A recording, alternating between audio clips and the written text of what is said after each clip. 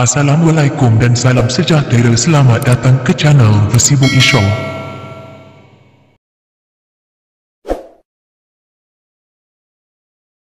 Proses pembangunan manusia mempengaruhi perubahan gaya pemikiran, gaya hidup dan penggunaan teknologi.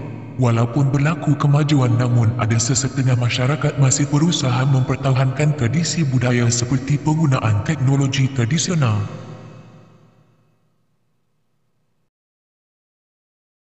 Seperti masyarakat Sabah, mereka masih menyimpan barang tradisional sama ada untuk kegunaan harian maupun sebagai perhiasan.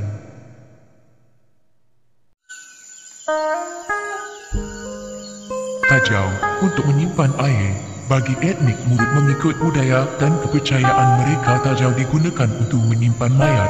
Sementara itu, untuk fungsi tajau sendiri pada zaman dahulu digunakan sebagai barang adat pada acara meminang gadis bagi sesetengah masyarakat di Sabah.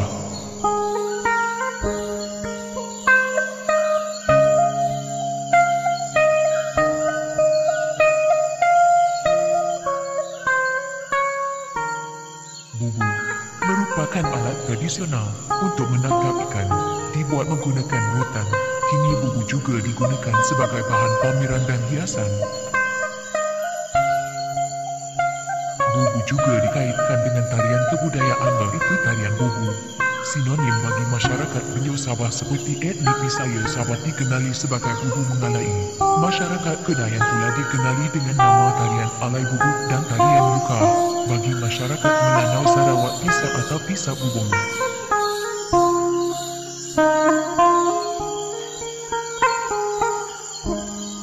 Sumpit-sumpitan merupakan peralatan yang sinonim bagi masyarakat Murut di Sabah. Digunakan sebagai alat memburu dan senjata untuk berperang suatu ketika dahulu.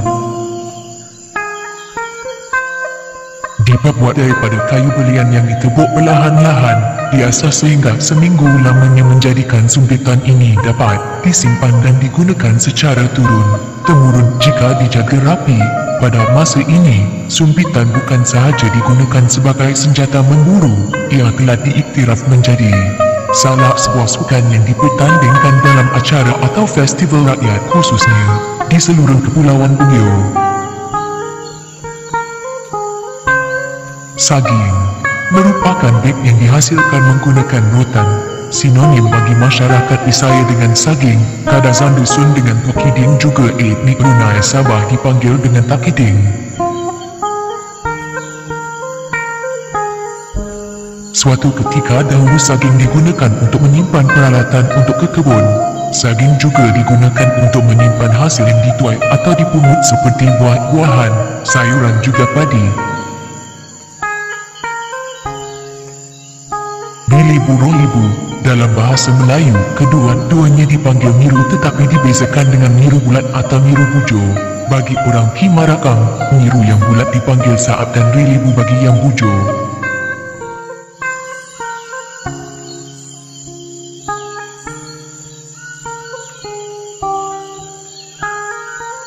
Kegunaannya adalah mengatap atau menampi padi. Bagi etnik Kimaragang, saat akan digunakan untuk mengatap padi yang baru dituai dan telah dipisahkan dari tangkainya dan bertujuan untuk mengasingkan biji padi yang berisi dengan yang kosong. Rilibu pula sesuai digunakan untuk mengatap beras yang telah diproses. Mengasingkan hampas dengan cara menumbuk dengan lesung atau menggulit dengan kayu. Selain itu, rilibu juga sering digunakan untuk kerja meniri oleh orang Kimaragam. Proses meniri ini adalah proses mengasingkan beras dengan biji-biji padi yang tidak lumat selepas menumbuk padi. Proses meniri memerlukan kemahiran yang tinggi. Biasanya, dalam proses ini, beras akan dipaksa untuk berada di depan rilibu dan biji-biji padi pula akan ke belakang rilibu melalui gerakan kiri, tengah dan kanan.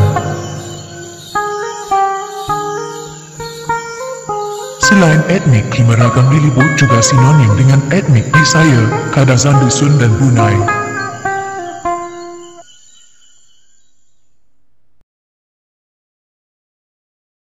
Barai ini dikatakan sebagai beg tradisional untuk kaum Kadazan, dusun dan murut juga. Barai mempunyai berbagai kegunaan terutamanya untuk mengangkat barang.